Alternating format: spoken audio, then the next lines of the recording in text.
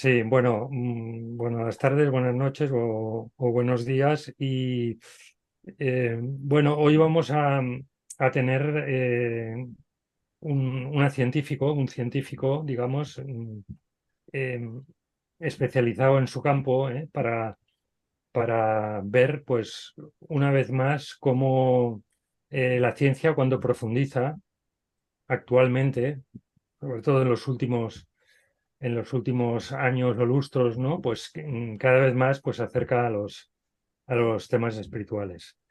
Y tenemos de invitada a Débora González. ¿Eh? Bienvenida, Débora, y gracias por venir. Vamos Muchas a hacer gracias a vosotros por la invitación. sí, una pequeña presentación. Débora González es licenciada en psicología y diplomada también en estudios avanzados de psicología y es doctora en farmacología. Es investigadora y psicóloga clínica en el tratamiento del duelo. Desde el año 2012, ya unos cuantos años, investiga el potencial de los estados modificados de conciencia en los procesos de duelo por la pérdida de un ser querido, de modo específico, ¿no? Eh, Eso ha sido docente e investigadora, pues, en instituciones prestigiosas como la Fundación San Juan de Dios, la Universidad Isabel I, la Fundación del Hospital del Mar, el ICERS, bueno, etcétera. Eh, bueno, como decíamos, es psicoterapeuta en procesos de duelo y ansiedad existencial ante la muerte, fundadora de la Asociación PHI para los Estados Modificados de Conciencia. Eh, Participa y ha participado en multitud de publicaciones científicas sobre los efectos psicoterapéuticos del uso ritual de la ayahuasca, sobre la dependencia de drogas, eh, sobre la dependencia de drogas, por ejemplo, los patrones de uso y efectos subjetivos de otra sustancia, el salva divinorum, efecto en usuarios rituales de ayahuasca, efectos terapéuticos de la ayahuasca en alivios de depresiones y duelo, etcétera. Y es investigadora principal del estudio publicado en la revista científica Psychopharmacology, llamado Potencial terapéutico de la ayahuasca en el duelo, un estudio prospectivo observacional. Y bueno, pues bienvenida, Débora. Y bueno, la primera pregunta es la que siempre hacemos a los invitados, que es ¿cómo y por qué empiezas con este tema? Bueno, gracias por la presentación, José María. Eh, Empiezo por una experiencia personal, ¿no? O sea, eh, uno de mis colegas de investigación eh, con el que había compartido, pues yo qué sé, no sé, muchos años, ¿no? En Brasil descubrimos la ayahuasca juntos, fue unos momentos así intensos y bonitos, la verdad, los que pudimos compartir, pero llegó un momento en el que se quitó la vida y esto pues me afectó muchísimo, no solamente a mí, sino a la familia, a la comunidad, a los amigos. Causó mucha disrupción, había mucho enfado entre nosotros, culpas personales y culpas un poco que nos echábamos en cara a unos a otros. Bueno, fue un proceso así como muy duro. Yo como psicóloga no sabía muy bien qué hacer con mi enfado, porque era lo que más sentía, ¿no? Sentía mucho enfado con las personas, pero sobre todo con él también, ¿no? Y entonces tomé ayahuasca, que ya como te había comentado, sí que la conocía y sabía, todos conocía su potencial terapéutico. Y bueno, todo ese enfado en una sola noche, ¿sabes? Se disolvió en compasión porque pude ver la fragilidad de mi amigo al quitarse la vida, pude comprender que probablemente yo también me lo hubiera quitado si hubiera estado en la misma situación que él. Y, y toda esa rabia e incomprensión pues se transformó en, pues esto, en compasión, en ternura, en aceptación, ¿no? En perdón. Entonces, esta experiencia que fue muy sanadora para mí, porque ya llevaba como 2 meses ahí hirviendo en rabia yo misma, eh, pues al disolverse tan rápido y en una sola sesión, entonces lo que hice fue recopilar experiencias de personas que hubieran pasado por una experiencia similar, que hubieran pasado por un duelo, que hubieran tomado ayahuasca. Entonces ahí sí que me encontré un abanico de experiencias diferentes, cada una pues con unos efectos muy poderosos, pero desde miradas diferentes, y me di cuenta de que el potencial de la ayahuasca era mucho más grande de lo que podía suponer yo. Entonces, ese fue como el comienzo y desde ahí pues he ido hilando una investigación con otra hasta esta última que hemos hecho, que ha sido un ensayo clínico ya comparando tres grupos, uno que tomaba ayahuasca asistida con psicoterapia, otros que solamente hacían el mismo programa de psicoterapia sin ayahuasca y otros que no hacían nada.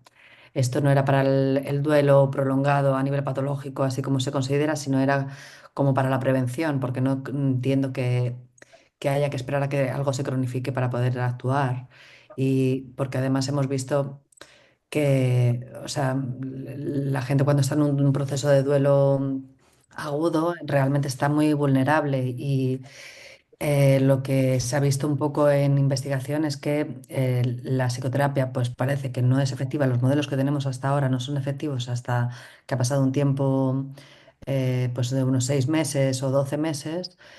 Entonces lo que hacen mucho es pues recetar antidepresivos como si fuera un episodio de depresión, pero los antidepresivos también se saben que por sí solos no funcionan. Entonces, como no hay un vacío ahí, porque ni la salud a nivel institucional puede sostener estos procesos, pero además a nivel social hemos perdido todas nuestras habilidades, nuestro tiempo, nuestro conocimiento para acompañar a las personas que están en estos procesos también y nuestras prácticas también y bueno, y a nivel cultural y de cosmovisión, pues también somos, o sea, las personas que son religiosas no, ¿no? Pero la mayoría de las personas y cada vez más en las nuevas generaciones, pues tienen unas creencias metafísicas, fisicalistas, ¿no? Y racionalistas que vienen a entender la vida como un producto del azar, una combinación de aminoácidos que se juntan y que evolucionan y que lo único que seguro es esa nada inimaginable que te va a tragar al final de tus días y esto es muy difícil de sostener, ¿no? En nuestra cultura que es muy individualista y es muy materialista. Entonces, al no tener pues ni una cosmovisión cultural, ni una sociedad, sabes, que ha perdido sus ritos de paso, sus conocimientos sobre cómo acompañar los procesos de muerte y de duelo y, y no tener un apoyo institucional, porque tienes que esperar a que un proceso se cronifique para poder actuar, ¿sabes? Para que los modelos terapéuticos funcionen, pues decidimos estudiar el potencial de los psicodélicos en las fases de duelo agudo. Y la verdad que hemos encontrado unos resultados increíbles que no se han visto todavía en en la literatura científica, para ningún modelo de intervención, ya sea en la prevención ni en el tratamiento. Así que estamos contentos. Gracias, Débora. Gracias, gracias, Débora. Pues mira, enlazando con lo que dices, ¿no? Si me permites, para quien no sepa lo que es, la ayahuasca es esa sustancia obtenida a partir de plantas empleadas desde la antigüedad en Sudamérica por chamanes curanderos, en principio para expandir la conciencia y conectar con espíritus, ¿no? Realizando sanaciones y adivinaciones. Ha sido investigado en los últimos años observando sus efectos beneficiosos, lo que tú decías, ¿no, Débora? ¿Y estos efectos cuáles son en general y concretamente los que tú has investigado, tal como desintoxicación de drogas, tratamientos de depresión, terapias de duelo, etcétera? Ujú. Sí, sobre todo en los estudios así con un mayor nivel de evidencia científica, que son estos que son doble ciego, aleatorizado, etcétera, pues lo han estudiado sobre todo para la depresión. Y han hecho también pruebas, pues yo qué sé, de neuroimagen, a nivel farmacológico, o sea, y lo que han visto es que tiene un efecto antidepresivo muy potente, que dura como 2 semanas más o menos y, pero claro, actúa como varios niveles, ¿no? Depende del nivel donde te pongas, puedes dar una explicación u otra. eh, tiene un potencial de neuroplasticidad y de neurogénesis muy fuerte y esto hace que, pues esto, que hayan nuevas redes neuronales y que puedas, y esto se corresponde con una mayor flexibilidad cognitiva. Tiene unos efectos antidepresivos de por sí, porque la planta es una mezcla de dos plantas y una de ellas es un imao. Y el imao, pues es un antidepresivo de por sí. Eh, todo esto es como a nivel farmacológico realmente potencial, sobre todo en el duelo que tiene, está evocando las experiencias que produce. Entonces, aunque no se puede prever de antemano qué tipo de experiencia vas a tener, porque nunca se puede saber, sí que cuando uno está en un proceso fuerte e importante, lo que suele emerger, pues es lo que uno lleva dentro. Entonces, la mayoría de personas que están en duelo, el contenido emocional que emerge está relacionado con el proceso de duelo. Y entonces, este tipo de experiencias, que ya te digo que pueden ser de muy diversa índole, eh, normalmente tiene un poder adaptativo muy fuerte porque te permite ver el proceso o partes del proceso donde estaban encallados de otra manera, ¿no? Y entonces te permite salir del bloqueo donde estabas, ¿sabes? No quiere decir que te lo quite de un plumazo o que dejes de sufrir o nada, simplemente que te permite encontrar valor en el dolor o te permite abrir una dimensión espiritual que antes no contemplabas o etcétera, etcétera, etcétera. ¿No? Hay un montón de mecanismos de cambio que se producen a través de la experiencia fenomenológica en sí.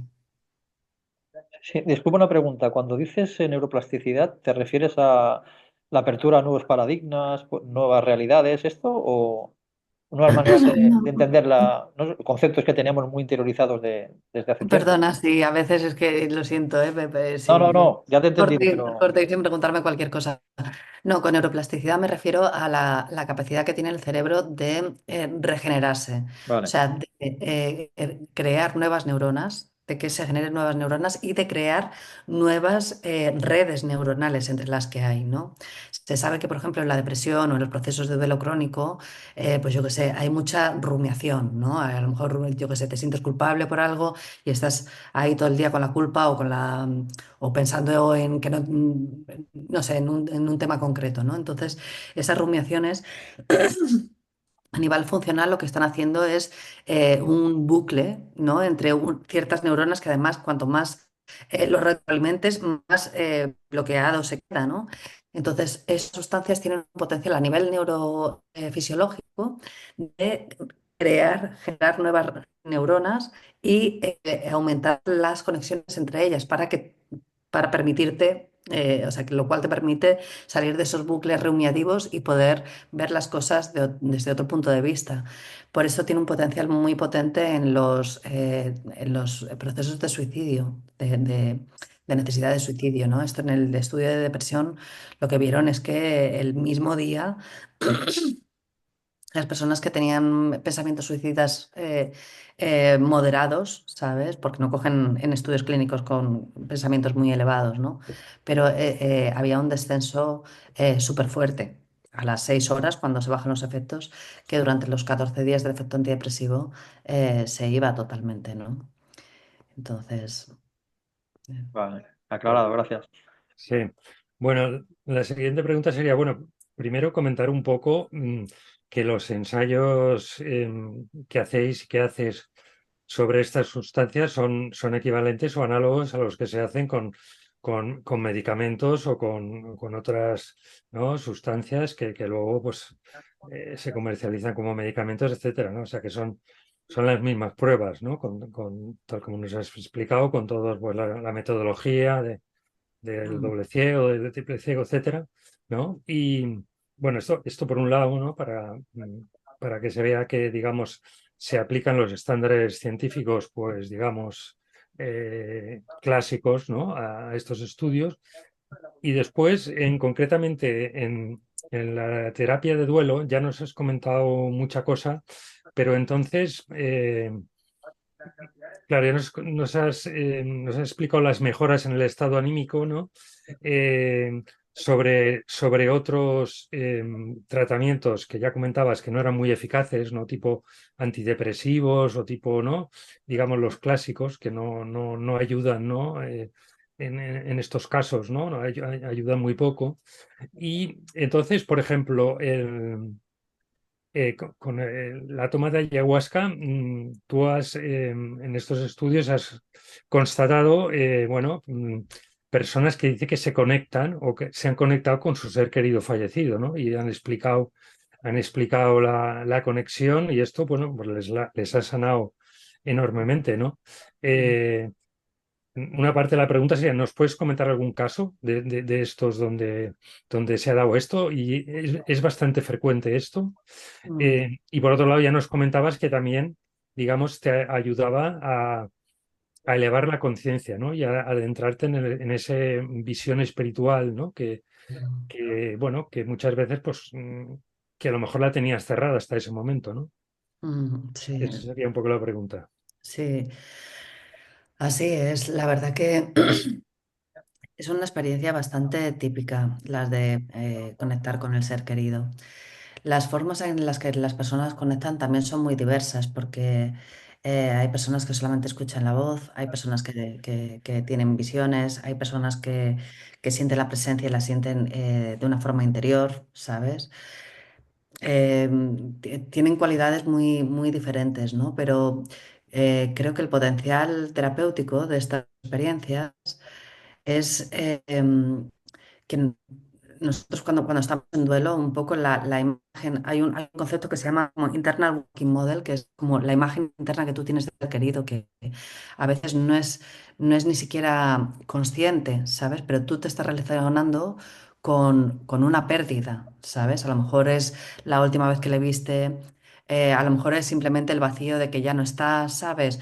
Vienen, por supuesto, es un proceso dinámico, ¿eh? Vienen otras ideas, etcétera, pero lo que pesa sobre todo es el ya no está conmigo, ¿sabes? No está, no está, ¿sabes?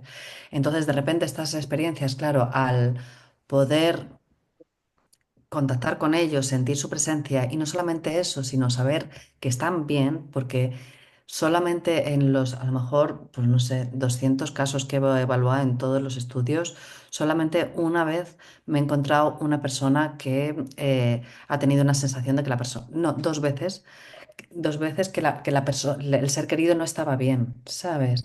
En la mayoría de los casos, no solamente está bien, está radiante, ¿sabes? Entonces, el hecho de poder conectar con él y poderle ver que está bien, eso tiene una impronta emocional en nosotros y en nuestra memoria que hace que cada vez que pensemos en él después, pues nos vinculemos a esa imagen que también es muy poderosa, ¿sabes? Y entonces consigamos continuar el vínculo con el ser querido de forma segura, porque antes el no tenerlo nos hacía tener un tipo de apego, un tipo de vínculo inseguro o desesperado, ¿no? Angustioso, ¿no? De quiero estar con él y no está, quiero estar con él y no está. Y ahora de repente al verle y verle bien, pues esto te permite tener un vínculo seguro y da mucha paz. Entonces cada vez que piensas en él o que te conectas con él de cualquier forma, pues te conectas con esa otra imagen que tienes de él posterior, ¿sabes? Y que pesa un montón y te hace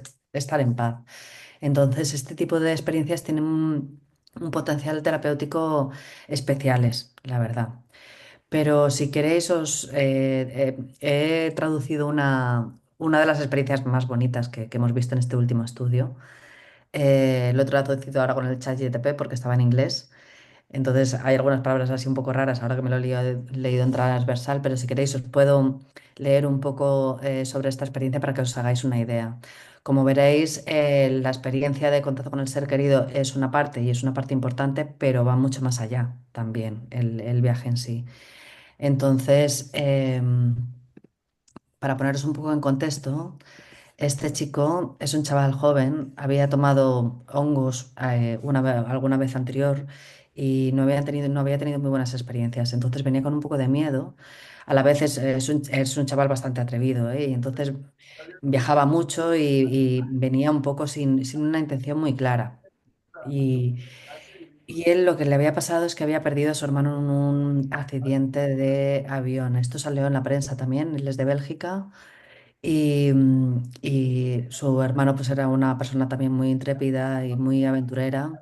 Tenía una empresa de hacer fotografías maravillosas del mundo y cogieron un avión a Islandia con él con unos amigos y bueno, no se sabe qué es lo que pasó, pero hubo un fallo en el avión y el avión cayó y los encontraron a los tres cuerpos congelados, perfectamente conservados por el hielo, pero muertos les encontraron como a los 3 días, ¿no? Después de una emboscada en helicóptero así bastante duradera en Islandia, ¿no?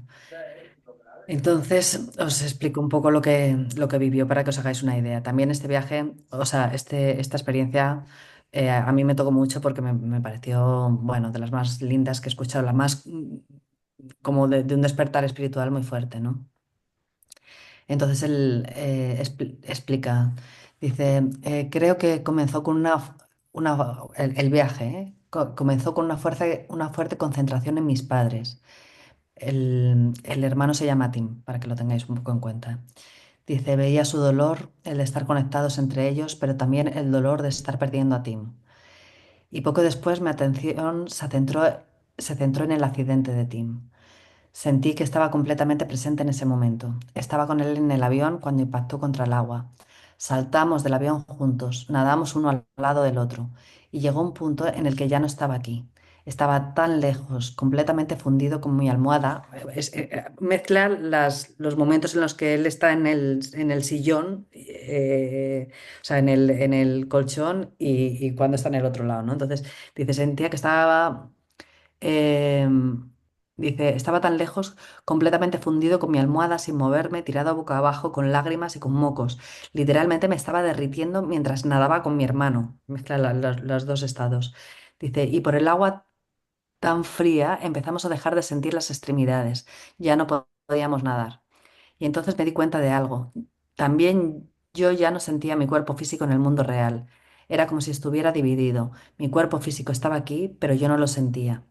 Y una especie de susurro me decía, está bien, lo único que tu cuerpo necesita es seguir respirando, solo aire, puedes dejarlo atrás.